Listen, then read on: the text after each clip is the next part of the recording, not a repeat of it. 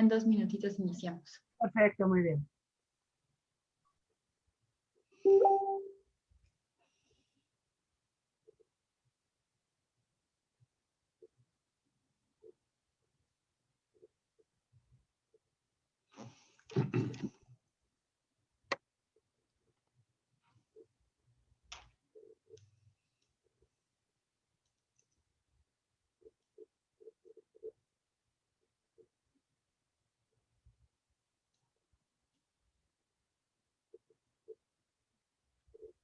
Ya está en Facebook, doctora.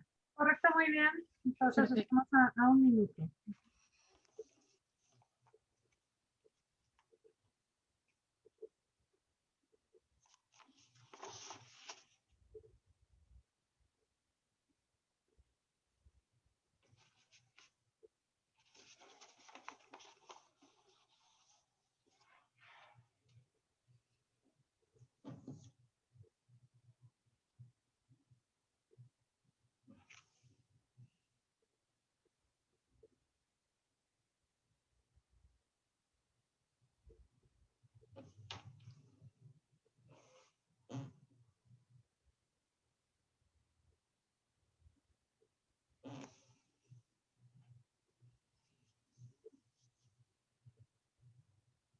¿Ya conoces las publicaciones del Centro Olof Palme? Te invitamos a conocer el Tratado de Libre Comercio de América del Norte 2.0, bajo la autoría de 10 especialistas, coordinados por María Cristina Rosas. En esta obra aprenderás sobre regionalismo, inversión extranjera directa, agricultura y ganadería, energía, telecomunicaciones, propiedad intelectual, reglas de origen, medio ambiente, cultura y mucho más. Adquiere ya el Tratado de Libre Comercio de América del Norte 2.0. Envíanos un mensaje a través de nuestras redes sociales para adquirir esta y otras obras del Centro Olof Palme México. Contáctanos hoy mismo.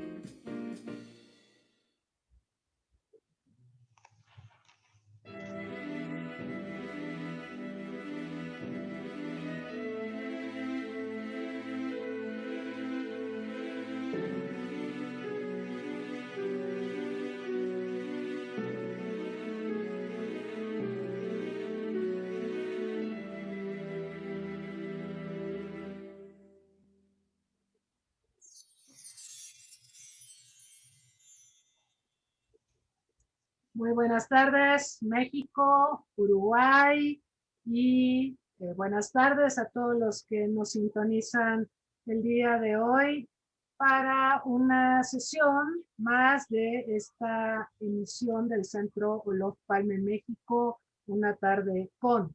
Soy María Cristina Rosas y tengo el gusto, el privilegio de presentarles a un invitado de lujo, historia viva, yo lo definiría así, a don Enrique Iglesias, quien pues nos ha hecho el honor de destinar tiempo para acceder a esta entrevista. Se lo agradecemos cumplidamente y le damos, por supuesto, la más cordial bienvenida. Voy a mencionar algunos datos curriculares de nuestro invitado.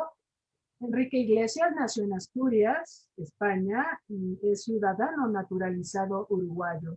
Se graduó en Economía y Administración por la Universidad de la República de Uruguay en 1953 e hizo estudios superiores de especialización en Estados Unidos y Francia. Comenzó su actividad profesional en un banco privado uruguayo donde promovió la fusión de diversos bancos que después formarían la Unión de Bancos del Uruguay. De 61 a 65, Enrique Iglesias fue director de la Comisión de Inversiones y Desarrollo, que prepara el primer Plan Económico y Social para Uruguay. En el 67 fue elegido primer presidente del Banco Central del país sudamericano. Enrique Iglesias ha sido profesor de Desarrollo Económico y director del Instituto de Economía de la Universidad de la República de Uruguay. Ha escrito numerosos artículos, ensayos y libros sobre economía latinoamericana y uruguaya, mercados de capital, financiación externa y multilateralismo. Enrique Iglesias Fue secretario ejecutivo de la Comisión Económica para América Latina y el Caribe de las Naciones Unidas, la CEPAL, de 1972 a 1985, y secretario general de la Conferencia de las Naciones Unidas sobre Fuentes de Energías Nuevas y Renovables, que tuvo lugar en Nairobi, Kenia, en 1981. Fue designado canciller de Uruguay para el periodo 85-88 por el nuevo gobierno democrático que surgió después de varios años de dictadura militar en aquel país. Desde este puesto ejerció como presidente de la reunión ministerial que diera inicio a la ronda de Uruguay del entonces Acuerdo General sobre Aranceles Aduaneros y Comercio, el GATT, en Punta del Este, Uruguay, en 1986. Estas negociaciones, como recordamos, llevaron a la creación de la OMC, la Organización Mundial del Comercio, sucesora del GATT. Entre 88 y 2005 fue presidente del Banco Interamericano de Desarrollo, el más antiguo y más grande banco regional de desarrollo.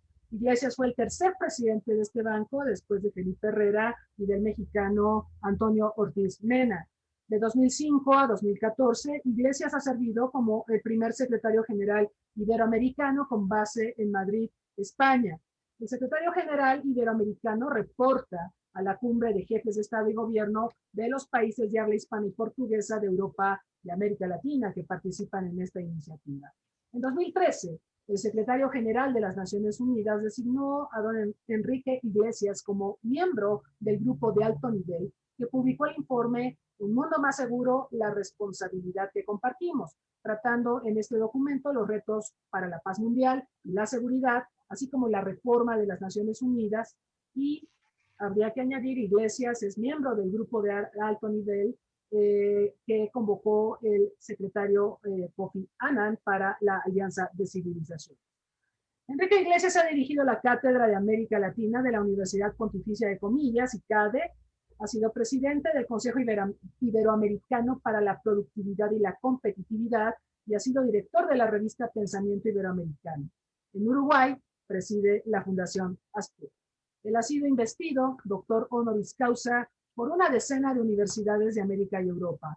Además, ha recibido numerosas distinciones y reconocimientos internacionales, entre ellos el Premio Príncipe de Asturias. Verdaderamente es un honor contar con su presencia. Muchísimas gracias, don Enrique. Y bueno, vamos a comenzar.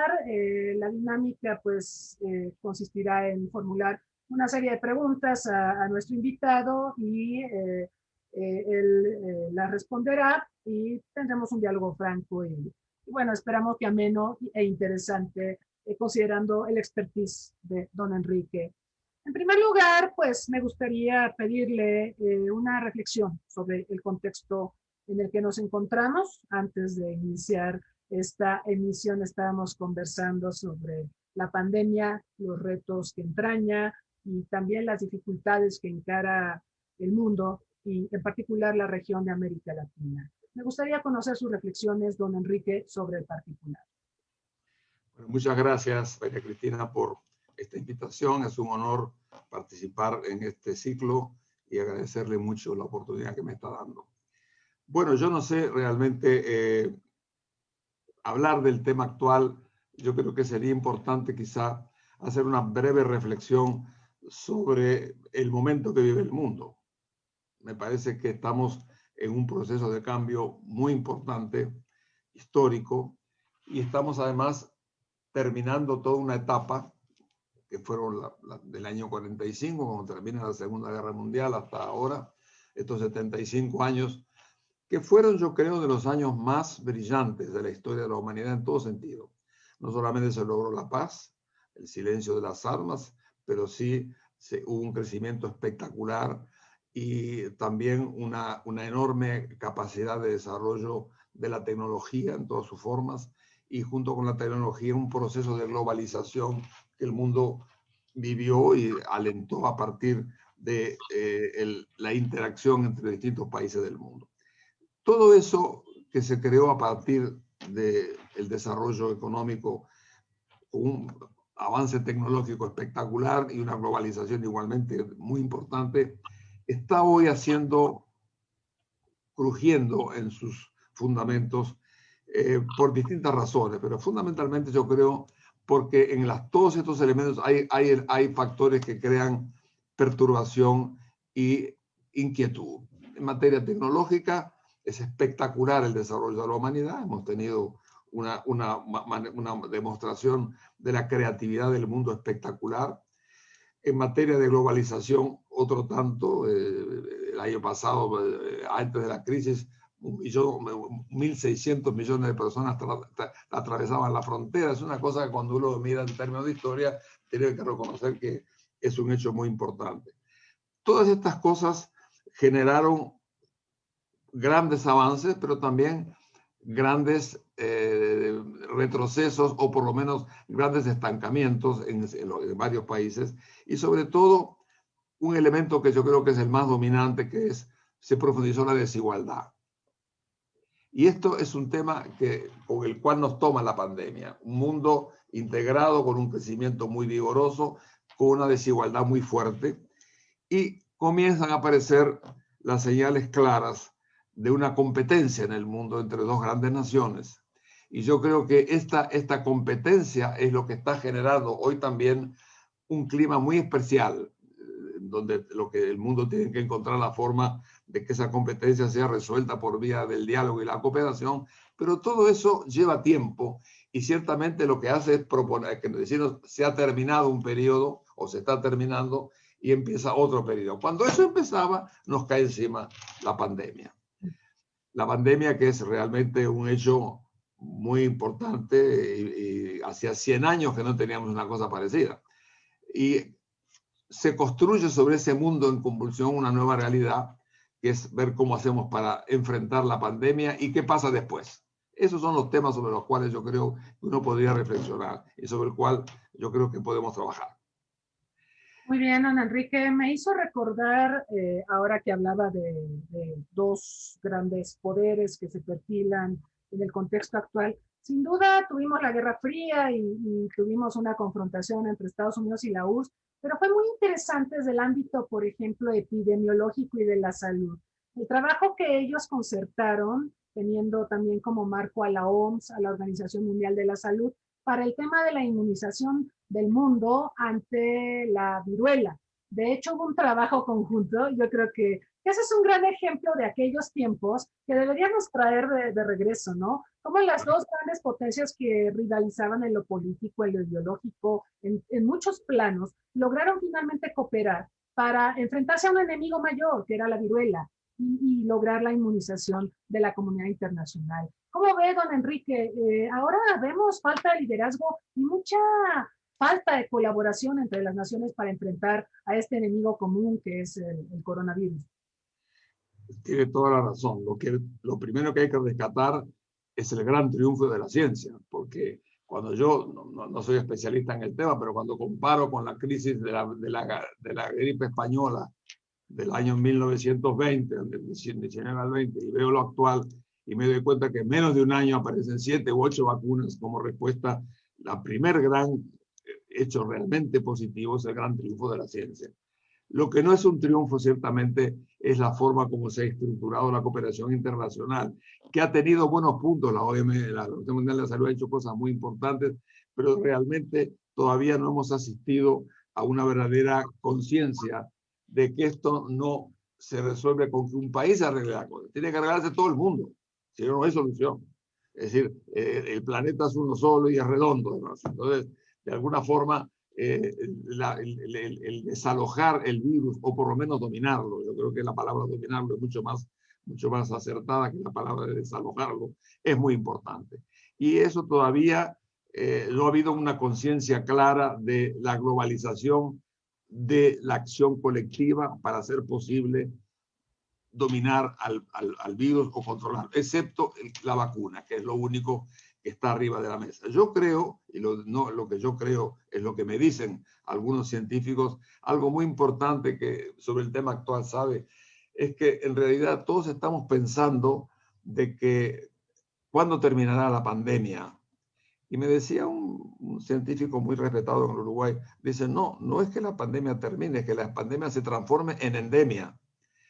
Si vamos a tener que seguir conviviendo, como convivimos por 100 años con la gripe, por ejemplo, y habrá que administrar de manera tal que el virus no signifique otra cosa que una etapa superable por métodos corrientes. Entonces, es ese tipo de fenómeno de transformar la pandemia en endemia, me parece algo que debiéramos explicar, porque vamos a tener que convivir con esto aparentemente, para la expresión de estos científicos, y de alguna manera esto supone mejorar los mecanismos de cooperación. Los científicos ya lo están dando y lo van a mejorar. Lo que tenemos que entender es que en esa tarea no alcanza la labor de un país o de una región, es el mundo entero que debe estar de alguna forma atendido por las medidas que acabo de mencionar. Así es, don Enrique. Ahora, aparte de estos problemas de cooperación, a pesar del desarrollo científico que verdaderamente resulta prodigioso lo que se ha hecho al producir tantas vacunas, o sea, tenemos una oferta muy interesante de vacunas, pero tenemos el problema de su distribución y estamos viendo que la distribución no es equitativa, que ha habido acaparamiento, que hay países que han avanzado más rápido que otros en la inmunización, el caso de Israel, el caso chileno, el propio caso de Uruguay, que va bastante bien, aunque parece que la enfermedad sigue ahí, y hay mutaciones del coronavirus y todo este problema. Pero, ¿qué deberíamos hacer para garantizar una distribución más equitativa de vacunas, don Enrique? Tenemos COVAX y tenemos varias consignas, digamos, de parte de la OMS y países que hablan de que es necesario distribuir de manera menos desigual los biológicos precisamente para poder dar una cabal respuesta a esta enfermedad.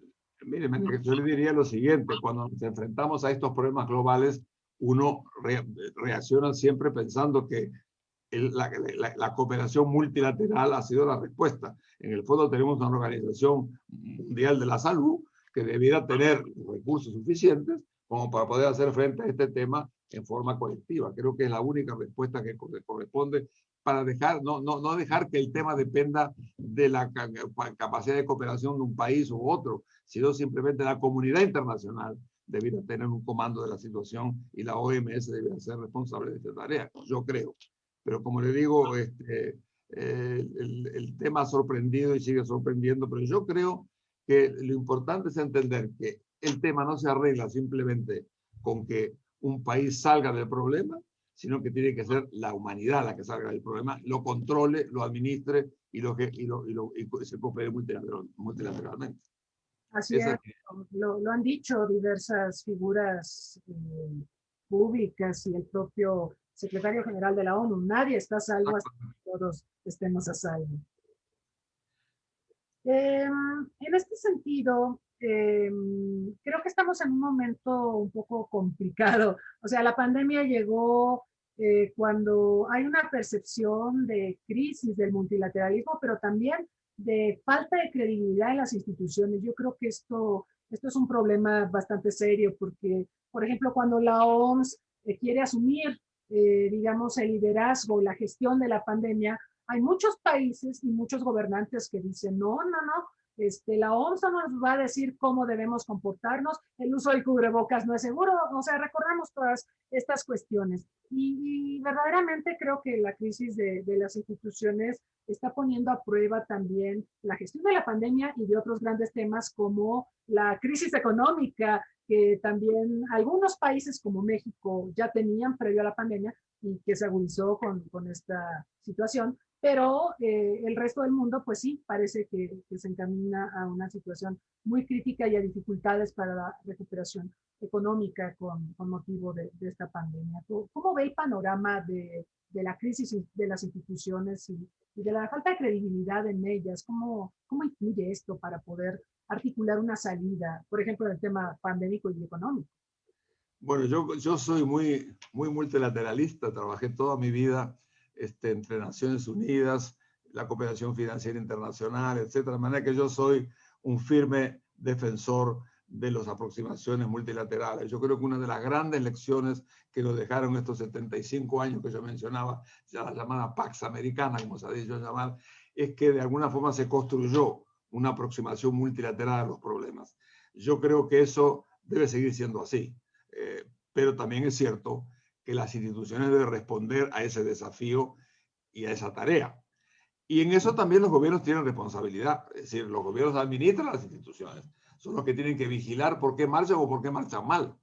Entonces, Entonces, para eso está un poco la aproximación a ejercer la tarea que les corresponde. Yo creo que sí, las instituciones internacionales como las nacionales, muchas veces, cuando hablamos de las estrategias del desarrollo, uno de los grandes temas que estamos hablando hoy es el tema de mejorar la estructura del Estado, de transformar al Estado para hacerlo más eficiente. Bueno, es lo mismo para materia internacional. Se trata simplemente de que esas instituciones puedan transformarse, dirigirse correctamente y responder a sus mandatos originarios. Pero el tema de mejorar las estructuras no es solamente una demanda que hay que hacerle al mundo, hay que hacerle también a los países individualmente. Yo creo que eso es un poco lo que está en juego. A mí este tema, oiga, es de las cosas que realmente al final de la vida me da mucha tristeza, porque yo creo que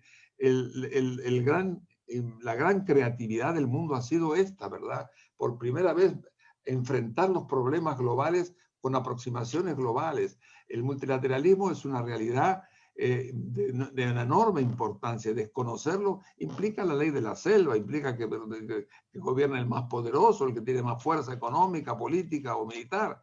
Y eso es lo que tenemos que tratar de evitar, defendiendo la aproximación multilateral como una de las grandes conquistas de la humanidad. Eso hay que mejorarlo. No alcanza con criticarlo y separarse de él. No hay otra alternativa. Entonces, de alguna forma, yo creo que hemos aprendido eso en el pasado y me parece que sería bueno recordarlo, ¿verdad? Que el haber llegado mire usted, por ejemplo, el gran tema que afortunadamente se ha puesto de manifiesto, el gran tema del clima. Es un tema global, es decir, por definición que es un tema global. Y eso tiene que encarar la humanidad en su conjunto, porque tenemos que defender este planeta chiquito y hermoso que tenemos para que no se nos desaparezca o no se nos convierta en una estrella muerta. Tenemos que de alguna forma trabajar para que realmente eso... Bueno, ese es uno de los grandes temas. En cierta manera, estas pandemias son de la misma naturaleza, que demandan por definición la necesidad de acción global y colectiva.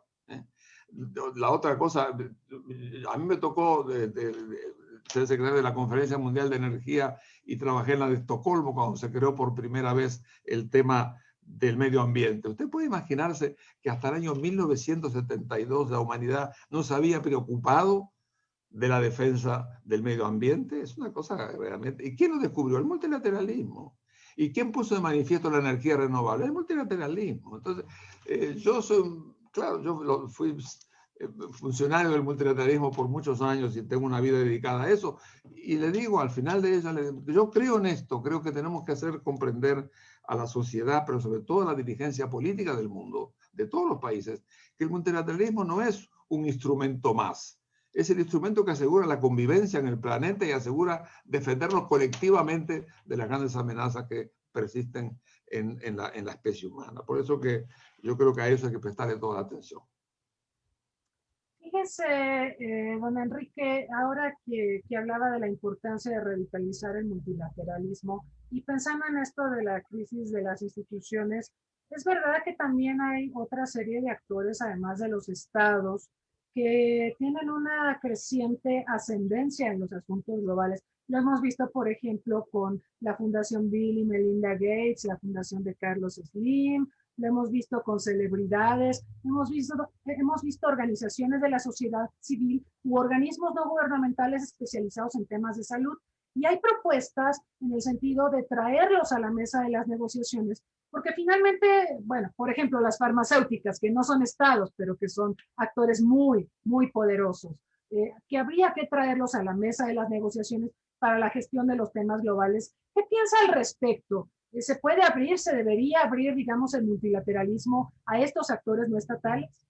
Mire, usted me puso el acento en un tema igualmente relevante que también forma parte de estos 75 años que acabo de mencionar, que es el rol de la sociedad civil, que es muy importante. Nosotros estamos acostumbrados a ver el rol del mundo político, el rol del mundo de la empresa, el mundo económico, pero está la sociedad civil, que afortunadamente se convierte en un actor muy importante en todos los órdenes. Es muy, yo diría, es muy emocionante ver un poco cómo la sociedad se ha organizado fuera de los estamentos políticos o de los estamentos económicos para asumir ciertas responsabilidades. Es una cosa muy hermosa cuando lo vemos un poco. Es un actor importante en la administración del mundo y en lograr los grandes objetivos de la humanidad. Yo creo que ahí hay una cosa que se rescatar, pues, como vital y que tiene que formar parte de este debate y ser un gran actor. Yo creo que, oiga, en el caso del clima, vamos a decirlo claramente, en el caso del clima, es la sociedad civil la que ha reaccionado. Los científicos siempre nos venían hablando de esto hace tiempo, pero la sociedad civil se ha organizado y política. Cuando vemos que el Partido Verde hoy es capaz de tener un papel fundamental en países como Alemania, me está diciendo simplemente que la sociedad civil cumple un papel importante en la defensa de valores, en la defensa del planeta, en los grandes problemas de la paz universal, la ayuda a los aparatos. Todo eso hace realmente muy bonito el reflexionar sobre todo esto y ponerlo en esta perspectiva global con la que miramos la sobrevivencia de nuestra civilización en el planeta, ¿no? Es verdad, estaba recordando, por ejemplo, el papel de la sociedad civil en negociaciones en materia de desarme, en el tema de minas antipersonal, de municiones en racimo, o más recientemente el tratado para prohibir las armas nucleares. La sociedad civil fue verdaderamente central en todo este proceso negociador, estigmatizando a estos sistemas de armamento y alertando. ¿Sabe qué le diría además? Me viene a la mente lo siguiente. Yo soy muy partidario de las Naciones Unidas como concepto, no solamente como institución, sino como concepto global. Hasta la llegada de esta manera de ver el mundo a partir del 45 en adelante, el tema de la caridad estaba incorporado en las grandes religiones. En todas ellas existía el tema de la caridad como un compromiso individual del individuo. Pero el sistema internacional creó el concepto, o levantó el concepto de la solidaridad, que es la obligación moral, ética que tiene el ciudadano de colaborar con el bienestar del mundo o de los demás. Y eso me parece que es muy lindo como concepto, hay que defender. Es decir, no se trata de la caridad entendida en un sentido religioso, se trata de la solidaridad para sobrevivir. Y eso es lo que a mí me parece que es de las cosas más lindas. Yo empecé a descubrir esto, le puedo asegurar, con la experiencia que tuve en el año 1972, que trabajé como ayudando a Maurice Strong, un gran canadiense que hizo la primera gran conferencia de medio ambiente en Estocolmo, el 6 de julio del 72. Fue una experiencia magnífica, ¿verdad? Porque realmente empezó a despertarse en el mundo que el tema del medio ambiente era algo más que cuidar de los animales o cuidar de las plantas, que era la sobrevivencia en el planeta. Fue una cosa muy bonita. Y realmente, pero es curioso que hasta el año 1972 la humanidad no había asumido que la sobrevivencia en el planeta estaba comprometida por la defensa del medio ambiente. Eso me parece las cosas que hemos ganado. La gente joven ya lo tiene, pero los que hemos vivido la transición lo valoramos mucho más, ¿verdad? Porque en el fondo es una de las grandes conquistas, por lo cual yo creo que esos años han sido tan fértiles en la historia de la humanidad y que no hay que perder los mensajes grandes que surgieron de la misma. Ahora que hablábamos de sociedad civil, usted pues preside la Fundación Astur. ¿Nos podría contar un poquito para la audiencia mexicana que nos está acompañando? Con mucho gusto, encantado. Mire, me pareció que debía dejar algo que tendría que en mi país, que es Uruguay, algo que tuviera que ver con los grandes temas del futuro. Y entonces empezamos a trabajar con un grupo de amigos en el tema de las personas mayores. Mi club, el Club de los Mayores, que es un tema muy importante porque en este momento en los países como España, por ejemplo, el 65%, el 26% tiene más de 65 años de edad. Es decir, es un porcentaje muy importante. Entonces, ahí tenemos una realidad. Nos ocupamos, y con toda razón, con el niño, con la educación. Es un tema fundamental formar a la gente. Con igual preocupación hablamos del trabajo, la necesidad de poder ir a la distribución del ingreso. Pero el tercer gran paquete que tenemos que prestar atención es el tema de los mayores. Es el tema de los mayores en un sentido muy variado. No solamente preocuparnos de su sobrevivencia útil en el planeta, sino también en la forma como vive y también aprovechar de la riqueza que puede seguir aportando a la sociedad. Ese es un poco el tema. Entonces estamos con ese tema. y últimamente nos hemos volcado mucho a algunos de los problemas, por ejemplo, el tema de la soledad no deseada, que es un temita de grandes proporciones en el mundo. Y estamos trabajando también en las residenciales, es decir, cómo vamos a convivir en el mundo que vendrá con ese segmento de la sociedad que tiene además el problema de la subsistencia, hasta todo el tema de la seguridad social, pero algo más que eso. Es decir, yo hablo de la humanización del trato al mayor. Las grandes civilizaciones nuestras originarias tenían un concepto muy claro de eso. El mayor era un personaje respetado y eso creo que la sociedad moderna tendría que prestar un poquito más de atención. Entonces estamos en eso. La Fundación trabaja en la formación de los cuidadores, en la estructura el envejecimiento activo, importante, la gente que quiere seguir haciendo cosas, la forma de convivir socialmente. Y curiosamente, hay una reacción al punto que estamos viendo ahora, por ejemplo, cómo ha ido evolucionando esto en Inglaterra y en Japón hay ministerios de la soledad. Me parece una cosa bastante excepcional y eso significa que estamos evolucionando para entender que ese segmento de la sociedad que va a ir creciendo tiene que tener, además de la sobrevivencia y los problemas útil en el sentido en el planeta, de sus condiciones de vida, tener también la posibilidad de ver ahí un recurso muy importante que debe seguir sirviendo a toda la sociedad. Eso es lo que estamos haciendo. Oiga, don Enrique, pero es formidable porque justamente esta pandemia ha evidenciado la situación de los, acá les llamamos adultos mayores o personas de la tercera edad, porque se acuerda de todo el desastre en Europa, en Italia, lo que vimos que ocurre con adultos mayores, lo que pasa en España, y cómo se empieza a visibilizar la vulnerabilidad, el abandono, en fin, una problemática muy, muy complicada, que además a mí, por ejemplo, me deja pensando en lo que va a pasar con América Latina, porque nuestras poblaciones también están envejeciendo, nuestras tasas de natalidad se están reduciendo dramáticamente y vamos para allá. Entonces tenemos que pensar también en soluciones, en mejorar, por supuesto, los sistemas de seguridad social, las coberturas y reinventarnos ciertamente, ¿no? En términos económicos, en términos sociales, la dignificación del adulto mayor. Me parece formidable el trabajo que nos ha descrito, que realiza su fundación. Mire, sí, modestamente, no somos una cosa, ya quisiéramos tener mucho más recursos para esto, pero sobre todo es importante, ¿sabe qué? Crear conciencia en la sociedad de que hay un problema ahí y que la sociedad moderna tiene que entender que cada vez más va a incrementarse el número de mayores, van a estar expuestos a la soledad porque las familias simplemente no pueden atenderlo. Y entonces de alguna manera hay que encontrar una solución. Algunos países están reaccionando muy bien desde reformar los contactos entre mayores y jóvenes, que es una cosa muy importante.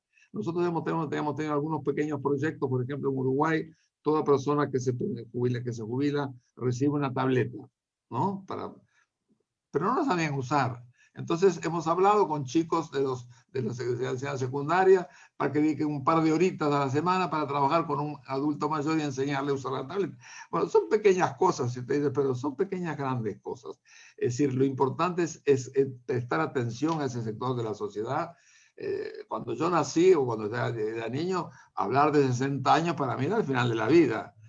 Y ahora estamos llegando a los 90. Imagínense, estamos llegando a los 90. Entonces, de alguna forma, esto hace que tengamos que insistir en estos problemas que forman y que de una forma también, nuevamente, la visión multilateral ha ayudado. Lo que pasa en tal país o en tal otro son objetos de análisis, de estudio, para inspirar acciones similares en otros países. Yo creo que, en fin, por eso digo, en todos estos esquemas, el defender los avances del diálogo multilateral y el conocimiento es muy importante.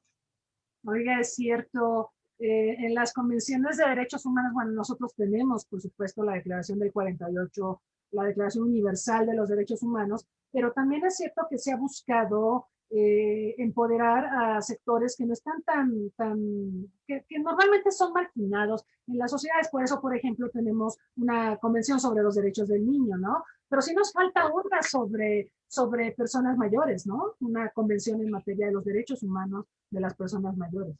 Yo creo que es exactamente ubicados dentro del contexto de las oportunidades que ofrece la sociedad, porque no estamos en el siglo XIX, estamos en el siglo XXI, ¿verdad?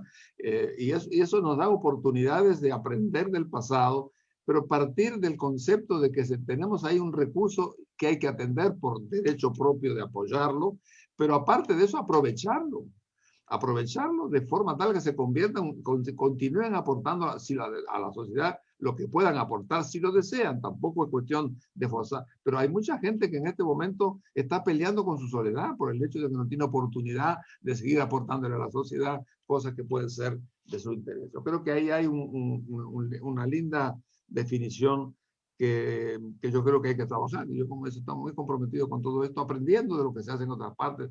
Estamos trabajando con los residenciales, por ejemplo. Hay que mirar, los residenciales son una necesidad, van a continuar, van a aumentar, pero tienen que tener ciertas reglas para poder proteger el bienestar, la salud, tanto física como mental del mayor. Y todo esto está en juego, pero es muy lindo, es una linda actividad que yo creo que debería continuar hacia el futuro. Sí, don Enrique. Oiga, pues lo queremos aprovechar. Yo sé que el tiempo corre y que pues... Con mucho gusto, con mucho muy generoso con su tiempo y con nosotros, externando, deseo externarle, por supuesto, el agradecimiento. Pero hay un par de cositas que me gustaría preguntarle, porque de hecho ya están llegando algunas preguntas de quienes nos están siguiendo en Facebook. Sí. Una que le quiero preguntar, usted que fungió como primer secretario iberoamericano, ¿cómo observa las relaciones entre América Latina y Europa en el siglo XXI? Por supuesto, han pasado un montón de cosas desde aquella cumbre de Guadalajara del 91 y la cumbre de Madrid con la que se crearon, ¿no? Digamos, estos dos eventos con los que se crea este diálogo y concertación entre España, Portugal y América Latina y el Caribe. Pero, ¿cuáles vería usted que son las condiciones actuales de esta relación entre América Latina y España y Portugal? Mire, María Cristina, son muy intensas porque tienen raíces históricas desde la colonización que hizo Europa para adelante. Ha habido relaciones crecientes y problemas crecientes y también que no se pueden ignorar, pero lo cierto es que estamos en un proceso donde compartimos lenguajes, compartimos tradiciones, valores, culturas. De manera que de alguna forma Europa es un continente muy importante para la historia nuestra y hay que tomarlo en cuenta como punto de partida. Yo creo que mirando hacia el futuro, hay una cantidad de valores compartidos entre Europa y América Latina, como decía, aparte de las lenguas o las tradiciones o las costumbres, valores. Yo pienso que en esta transformación del mundo, en donde estamos en presencia de conflictos potenciales entre grandes potencias, yo creo que es muy importante el papel que puede jugar una relación activa entre Europa y América Latina, más activa. Ya es importante, en lo económico es importante, en lo político no tanto, en lo social un poco por las viejas tradiciones, pero yo creo que en el mundo que vendrá, me parece que de alguna forma, yo creo que la tradición europea debiera reconocer que en una vinculación estrecha con Europa hay mucho para ganar, para ellos y para nosotros. Tenemos una tradición interamericana muy importante, que es fundamental, ustedes lo conocen muy bien en México, ¿verdad? Y así debe ser. Pero a esa tradición debería incorporarse también un papel mucho más activo de Europa todavía. Me consta de que están en eso, en el sentido, yo, por ejemplo, conozco muy bien al actual alto representante para las relaciones internacionales, que es el señor Borrell. Yo sé que una de las inquietudes que él tiene es español por lo demás. Entonces, es ver cómo se puede incrementar todo ese aspecto. Yo creo que nosotros, y eso es importante, no solamente por los beneficios tecnológicos, el aporte a la educación, a la cultura compartida, sino también porque en los grandes balances políticos del mundo, una relación estrecha, más estrecha entre Europa y América Latina le haría bien al mundo. En estas grandes competencias que hay hoy entre los grandes países, Estados Unidos por una parte, China por otro, el Asia, yo creo que tener una vinculación asentada en la historia, asentada en tradiciones, pero sobre todo en valores comunes, sería útil al mundo. Se ha hecho mucho, sí, debería hacerse mucho más. Yo creo que, y yo estoy esperanzado que esto acontezca, pero de alguna forma es importante hacerlo entender esto en Europa y también en América, ¿verdad? El sector privado lo ha entendido, porque hoy en día las inversiones europeas han sido muy grandes, sobre todo en empresas medianas, donde la cultura, el idioma ayuda a hacerlo, pero debería hacerse mucho más y sobre todo hay un área donde yo creo que deberíamos tener mucho más acción que todo el área de la educación y el área de la cultura. Yo soy muy partidario de ambas dimensiones para unir a los países y preservar hacia el futuro ciertos valores que quisimos conservar. Creo que se puede hacer mucho más y me da la impresión de que vamos a aprender a hacerlo. Esa es mi impresión. Yo creo que hay temas, no solamente por los temas políticos, por los temas de integración social que son muy importantes y los enriquecerían a nosotros y también a los europeos. Sí, y la visión de Europa sobre los asuntos globales. Me acuerdo mucho de cuando se hablaba de la crisis en Colombia y la visión de Estados Unidos para atajar el problema, que era una visión reactiva militarista. Y en Europa había muchas voces que hablaban de financiar proyectos, por ejemplo, de sustitución de cultivos, de darle opción de desarrollo a los campesinos, ¿no? O sea, mirando un poco más a la raíz del problema. Y creo que la visión europea puede enriquecer mucho los debates que tenemos en América Latina sobre una multitud de temas. Hay uno, María Cristina, que me gustaría decirle, donde Europa nos puede estimular. Tenemos que tener más conciencia nosotros del respeto al medio ambiente y a la naturaleza. Yo, como base del clima, América Latina es una parte del mundo con una gran responsabilidad frente a la preservación del clima en el planeta. Enorme responsabilidad y la vamos a ejercer. Pero es muy importante que Europa se sume un poco a esto. Europa nos puede de alguna manera ayudar e inspirar a entender la importancia que tiene el clima, que todavía nosotros no hemos asumido en plenitud en América Latina, pero que vamos a tener que asumirlo. Y eso es bueno para América Latina, pero es bueno para el mundo también. En esa tarea, la colaboración de Europa debería ser fundamental. Yo espero que eso se vaya dando hacia el futuro, porque cada vez más este tema va a ser importante en enfrentarlo. Lo hemos visto, por ejemplo, yo lo vi en otra experiencia que tuve en la vida muy bonita, fue la experiencia de las energías renovables. En el año 82 hicimos una conferencia mundial por primera vez, 14 de energías renovables. Bueno, todo eso en América Latina es un fabuloso contenedor de energías renovables, por todos lados. Entonces, de alguna forma, eso significa que somos un continente que cuenta en el equilibrio ecológico mundial y, por tanto, debe asumir responsabilidades y actividades en los grandes compromisos mundiales. Tenemos que hacerlo, pero nos tienen que ayudar a eso. Y continentes como Europa puede darnos a nosotros el apoyo necesario para que podamos asumir esa responsabilidad en el mundo internacional. Esa es mi idea. Tiene razón, Brasil, pulmón del mundo, bueno, la Amazonia en general, el pulmón del mundo, y países megadiversos como México, Colombia, en fin, es verdad, tiene que ser un tema toral. Y la defensa de la tierra, ¿verdad? Con su conjunto, que es uno de los grandes temas de nuestras grandes riquezas que nos dio la naturaleza o la providencia, como quiere llamarle. Por eso se llama biosfera, porque en términos ambientales somos uno solo, es un solo planeta, no hay otro. Exactamente, esa idea de que somos un solo planeta, yo lo aprendí, yo no tenía, le puedo asegurar que no tenía la mayor sensibilidad por el tema, no me parecía, y lo aprendí cuando vi quiénes alertaron, la sociedad civil. Cuando en el año 1972, por ejemplo, se organizó la conferencia del medio ambiente en Estocolmo, la primera conferencia mundial sobre el medio ambiente, los motores que tuvimos detrás fue la sociedad civil, las organizaciones civiles, que tenían una fuerza y un impulso que nos enseñaron a actuar. Y en cierta manera fue la primera vez que el mundo como política, como organización política, se asomaba a ver el tema. Ya lo habían descubierto. En cierta manera, tuvimos algo así como 7.000 personas que vinieron de todos lados a acompañar el proceso de tomar de conciencia la importancia del medio ambiente. Y en eso tenemos un gran puente con Europa que tiene que, y no es simplemente que nos digan que nosotros tenemos que hacerlo, nos tienen que ayudar a hacerlo porque está en beneficio de todos. No es solamente un tema que corresponde a nosotros, que corresponde a la corporación internacional, donde Europa debe tener un papel predominante. Completamente, sí, de acuerdo. Si pasa un colapso, o no sé, en la Amazonia o en términos ambientales en el Ártico, qué sé yo, el impacto es global, o sea, nos va a pegar a todos. Exacto. Es Entonces, exacto. Ese es el tema. Es exacto, es así. así es.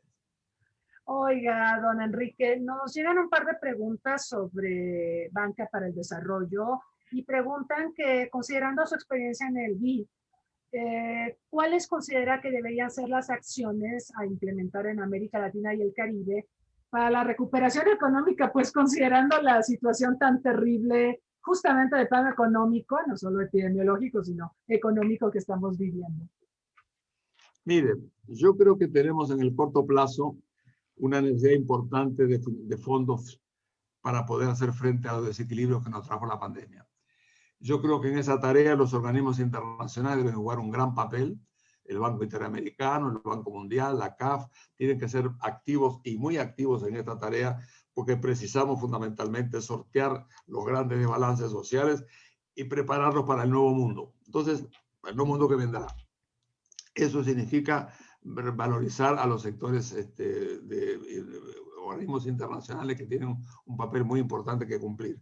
Yo creo que la otra beta que yo diría que nos importa mucho es la cooperación en materia educativa y sobre todo en materia de digitalización, ya que el mundo que se nos viene encima es el mundo digital, ayudarnos. A mí, por ejemplo, una cosa que me impresiona mucho o me inspira mucho es cuando veo la gente joven entre 17 y 25 años que están un poco perdidos en el futuro, que dejaron de estudiar. Hay una cantidad de gente joven.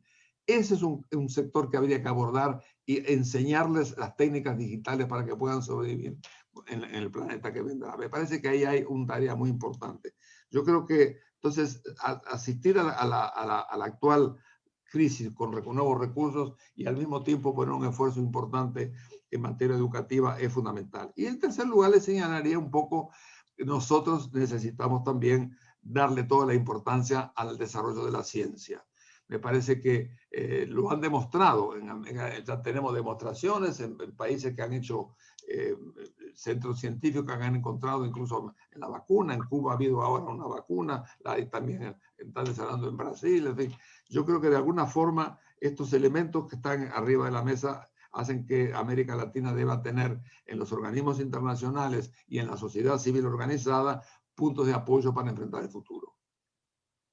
El tema de la investigación científica me parece toral. Los tres aspectos que mencionas son torales, pero pues ahora que estamos sufriendo tanto para acceder a vacunas, pues se ha hablado mucho en México, tenemos esta discusión de que es importante tener capacidades productoras de vacunas, porque esto nos daría mayores certezas y nos permitiría avanzar más rápidamente en la inmunización de la población y otro tanto en gran parte de la región. Es formidable también lo que está haciendo Cuba con este desarrollo de biológicos para la enfermedad.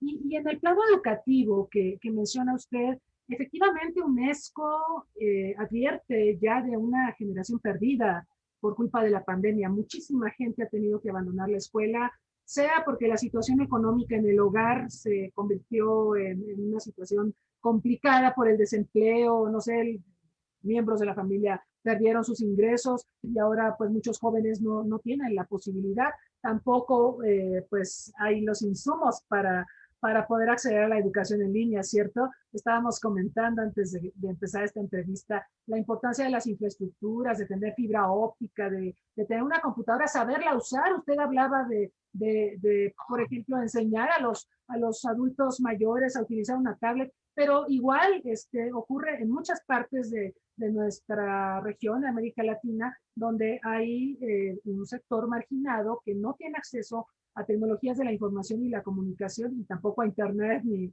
nada de esto. Entonces estamos en una situación precaria en materia educativa. Yo le decía una cosa al principio de nuestra charla, de que esta pandemia tiene aspectos muy negativos y costos muy elevados, pero tiene también aportes. Por ejemplo, pone de relieve como en forma vibrante todo el tema sanitario. Es decir, nosotros nos habíamos acostumbrado a los problemas regulares, pero esto pone de manifiesto que la importancia que tiene mejorar todo el sistema sanitario. Esto es una contribución importante. El otro tema es el tema que usted dice educativo.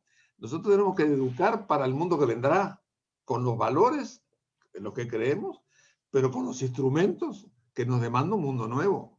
Entonces, esta concentración en valores e instrumentos es toda una revolución educativa que tenemos que asumir. Y eso es lo que nos da realmente capacidad de sobrevivir en el planeta útilmente, preservando al planeta, pero también al mismo tiempo preservando nuestra forma de vida y mejorando nuestro estándar de vida. Yo creo que ahí hay la valorización que se hace con la crisis actual de lo sanitario y lo educativo, es de las cosas concretas que va a ir dejando. No falta un tercero, que es más complicado, que es el tema político. Hay que tenerlo arriba de la mesa. Yo creo que nosotros tenemos que aprender a administrar, la lideranza política tiene que de alguna manera responder a los desafíos que nos presenta el mundo moderno. No lo estamos haciendo bien, todavía hay problemas y no es para entrar en detalles, pero hay dificultades. Entonces yo creo que una de las cosas a las cuales habría que prestar atención es cuáles son las responsabilidades del sector político hoy en América Latina, defendiendo la capacidad de administración del país, la democracia, los valores fundamentales, pero actualizar todo eso en nuevas responsabilidades. Yo creo que estamos pasando un momento difícil en este momento en muchas partes de la América Latina. Vamos a salir, pero vamos a salir sobre la base de estructuras políticas que respondan realmente a las nuevas realidades de la administración democrática, de un proceso de cambio que tiene lugar en el mundo y que se proyecta sobre nosotros inevitablemente. Tenemos que tener un sistema político que tome conciencia de esa realidad, se modernice, se actualice. No es un tema solamente ideológico, es un tema de los objetivos concretos que hay que instrumentalizar y hay que buscar a partir de la política grandes espacios de acuerdos nacionales. Yo creo que si algo me lleva al momento actual es que este es el momento donde realmente la capacidad de administrar ese futuro complejo va a estar dependiendo mucho de la capacidad de instrumentar grandes acuerdos nacionales entre partidos políticos, entre el sector empresarial y el sector público, entre los consejos de la sociedad civil y la implementación política. Es decir, yo creo que hay que repensar que el tema no se trata de la ideología en abstracto, se trata de una ideología concertada para administrar los costos que tiene la transformación. Y yo creo que eso es muy importante. Y yo creo que en ese sentido es otro tipo de demanda que le hacemos al sector político. No se trata de la ideología A, B o C. Se trata de la capacidad de administrar la transformación económica y política y social que nos propone el mundo moderno. Eso es un gran desafío. Yo no creo que estemos todavía, desgraciadamente, a la altura de esa demanda. Tendremos que evolucionar. El sector político es clave, porque por último la administración de todos estos procesos se hace por los sectores políticos. Entonces, y ahí yo le diría que son los partidos políticos que deben modernizarse. A mí una cosa que me ha preocupado es que de alguna forma hemos tenido en América Latina verdaderos suicidios de partidos políticos. Precisamos los partidos políticos. Precisamos los partidos políticos para poder gobernar esa realidad compleja, que es algo más que el crecimiento del producto, es más la distribución, la preparación para el futuro, la administración de la naturaleza, son enormes desafíos. Y eso no se resuelve simplemente una ideología pura y dura, se resuelve con toda una estructura que debe estar asentada en grandes acuerdos. Yo creo que esa es la invitación que más me sugiere el mundo moderno, tratar de incidir en acuerdos fundamentales en la sociedad para administrar el complejo problema que tenemos por delante. Esa es mi visión del tema. Sí, sí, fíjese que acá en México, cuando se hacen encuestas sobre credibilidad de las instituciones, hace un rato hablábamos de la crisis de las instituciones, los partidos políticos son los peor calificados, son en los que menos confía la gente. Y qué terrible, ¿no? Porque necesitamos partidos políticos. Eso es muy triste, María Cristina, es muy triste, no puede ser. Hay que revertir eso, hay que devolverle a la gente la credibilidad en las instituciones y en los partidos. No podemos armar una democracia si no creemos en esas cosas. Nosotros, en el caso del Uruguay, eso es muy claro, hay una democracia que funciona y estos conceptos están bastante incorporados en la vida política. Claro que los desafíos son muy grandes, habrá que enfrentarlos, pero yo creo que ese es el tema central. Y lo mismo le diría a nivel internacional. Lo mismo a nivel internacional. En el año 45 se armó un esquema de acuerdo fundamental, la Gran Pax de aquel momento.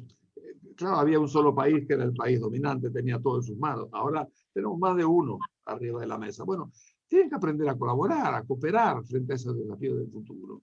Es decir, no hay otra manera de sobrevivir útilmente que es mantener las ideologías, pero al mismo tiempo cooperar en los hechos fundamentales. Yo creo que la gran división del mundo de hoy, que se está insinuando, no, que está ya ahí arriba de la mesa, se resuelve dialogando, conversando y negociando. El uso de la fuerza no va a llevar a otra cosa más que el uso de la fuerza como tal. Yo creo que ahí, a mí me parece que ese es un tema que sería bueno reflexionarlo, ¿verdad? Y hacer que los partidos políticos asuman esta responsabilidad en el momento que estamos viviendo. Yo siempre digo, en el caso de una guerra, cuando hay un conflicto, ¿qué hacen los partidos políticos? Se ponen todos juntos, ¿no? Porque yo imagino que en la Inglaterra de 1940 había Tories, había todos los partidos que estaban involucrados, pero había un solo partido que era defender Inglaterra. Bueno, acá tenemos un solo partido, defender al mundo y a nuestra sociedad. Y yo creo que eso implica, de alguna forma, tener ese concepto, como yo le digo, de capacidad de concertar en la diversidad, en lo fundamental. Si no hacemos esto, pues yo creo que vamos a tener costos muy severos y traumas muy grandes en todo sentido, ¿no? Así es, así es. Bueno, yo le agradezco esta entrevista. Quisieras pedirle una reflexión final pensando en nuestros jóvenes. Hace un momento pues hablábamos del tema educativo, del riesgo de una generación perdida por esta pandemia y el hecho de que pues también estamos en un momento histórico sumamente complicado. Mire, este año se conmemoran 20 de los ataques terroristas del 11 de septiembre. Y mi impresión es que miramos demasiado ese tema durante 20 años y dejamos de mirar otros y por eso tenemos el problema de la pandemia tan exacerbado. Quizás si hubiéramos tenido una visión más integral de los problemas, quizás estaríamos en otra situación. No lo podemos saber, pero bueno, es una idea que yo tengo. Pero pensando en los jóvenes, en que tenemos que aprender muy rápido y es importante la enseñanza de todos estos sucesos tan dramáticos que estamos analizando y que en cierta forma nos han convocado a este diálogo. ¿Qué le diría usted a los jóvenes, a las generaciones que se están formando ahora en universidades respecto a qué hacer, qué deben hacer, a qué deben prestarle atención? ¿Por qué es importante que sigan esforzándose en materia educativa? Bueno, porque son los responsables del mundo, tanto en lo social como en lo natural. Y yo creo que ellos van a tener en sus manos las grandes responsabilidades y deben prepararse para ello. La educación debe tener la calidad que necesita el momento que vivimos. Hay que modernizar la educación. Yo sentía decir muchas veces, tenemos estudiantes del siglo XXI, profesores del siglo XX, instituciones del siglo XIX. Eso es un dicho que se sentía mucho por ahí. Pues yo creo que de alguna forma eso es verdad. Yo creo que hay que darle a los muchachos la capacidad de interesarse en estas cosas y yo pienso que lo van a hacer porque hay una cierta atracción. Los temas modernos atraen. Usted ve el aumento de las carreras científicas, el aumento de las carreras en materia tecnológica. Es decir, yo creo que eso es verdaderamente importante, pero la responsabilidad de atraer al muchacho no es solamente del muchacho, es del sistema, que debe ser capaz de estimular lo mejor de sus instintos para superar los problemas y ser un gran actor de su propio futuro y el futuro de la humanidad. Absolutamente. Muy bien, don Enrique, pues muchísimas gracias. Ha sido un placer conversar con usted. Realmente, pues hemos tocado temas muy diversos, pero creo que todos ellos relevantes y de interés para el público que nos acompaña. Le agradecemos mucho su participación. No sé si quisiera hacer alguna... No, simplemente que la felicito por este siglo que usted está encabezando y lo que viene haciendo. Y le agradezco mucho que me haya invitado a reflexionar sobre estos temas sobre los cuales no hay mucha ciencia, hay más que nada experiencia y muchísimos años. Muchas gracias por haber estado con usted y su auditorio. Muchas gracias. Muchas gracias, don Enrique. Por eso decía que usted es historia viva y cuando tenemos historia viva hay que sacarle el mayor de los provechos. Muchas gracias. Muchas gracias. Y bueno, a nuestro público, gracias por acompañarnos. Los invitamos.